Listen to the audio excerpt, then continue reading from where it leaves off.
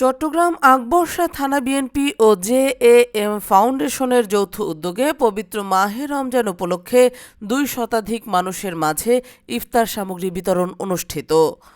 বিস্তারিত দেখুন নাজমুল হক সুমন ও রাজীব দাস তুষারের তথ্য ও ভিডিও চিত্রে। চট্টগ্রাম আকবরশাহ থানা বিএনপি ও জেএএম ফাউন্ডেশনের যৌথ উদ্যোগে পবিত্র মাহে রমজান উপলক্ষে ২ শতাধিক মানুষের মাঝে ইফতার সামগ্রী বিতরণ করা হয়। ১১ মার্চ মঙ্গলবার বিশ্ব কলোনি এ ব্লক আকাশ কনভেনশন হলে মহানগর বিএনপির সাবেক ধর্ম বিষয়ক সম্পাদক ও আকবরশাহ থানা বিএনপির সাবেক সহসভাপতি রেহান উদ্দিন প্রধানের সভাপতিত্বে এবং আকবরশাহ থানা বিএনপির সাবেক যুগ্ম সম্পাদক মোহাম্মদ নাসির উদ্দিন ও মৎস্য বিষয়ক সম্পাদক আব্দুল হাকিমের সঞ্চালনায় প্রধান অতিথি হিসেবে উপস্থিত ছিলেন চট্টগ্রাম মহানগর বিএনপির সাবেক সাধারণ সম্পাদক আলহাজ আবুল হাশেম বক্কর। প্রধান অতিথির বক্তব্যে আলহাজ আবুল হাশেম বক্কর বলেন, দীর্ঘ ১৭ বছর সাধারণ মানুষের মাঝে প্রকাশ্যে কোনো ত্রাণ সামগ্রী, ইফতার সামগ্রী সহ কোনো অনুদান দিতে পারিনি। স্বৈরাচারী হাসিনার দোসররা আমাদের সকল কর্মসূচিগুলোতে বাধা দিয়ে আমাদের নেতাকর্মীদের বিরুদ্ধে মামলা দিয়ে গ্রেফতার করেছে।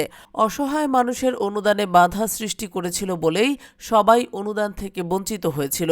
বিগত ১৭ বছরের ফ্যাসিস্ট সরকারের ফ্যাসিবাদী কর্মকাণ্ডগুলো তিনি তুলে ধরেন। কতটা নৃশংসতার সাথে বেগম খালেদা জিয়াকে সঠিক চিকিৎসা নিতে দেননি, দেশ থেকে বের হওয়ার সমস্ত পথ বন্ধ করে রেখেছিলেন। তারপর তিনি সমাজের বিত্তবানদের কাছে হতদরিদ্র মানুষদের সাহায্য করার জন্য আহ্বান জানান। তিনি আরও ব্যক্ত করেন, আগামীতে বিএনপি ক্ষমতায় আসলে আরও বৃহৎ আকারে হতদরিদ্র পরিবারের মাঝে সাহায্য দেওয়া হবে। এদেশের কোনো মানুষ না খেয়ে থাকবে না।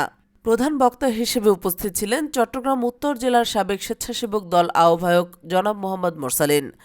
বিশেষ অতিথি হিসেবে উপস্থিত ছিলেন চট্টগ্রাম মহানগর যুবদলের সাবেক সহসভাপতি শাহেদ আকবর ও আকবরশাহ থানা বিএনপির সাবেক সভাপতি আব্দুস সাত্তার সেলিম।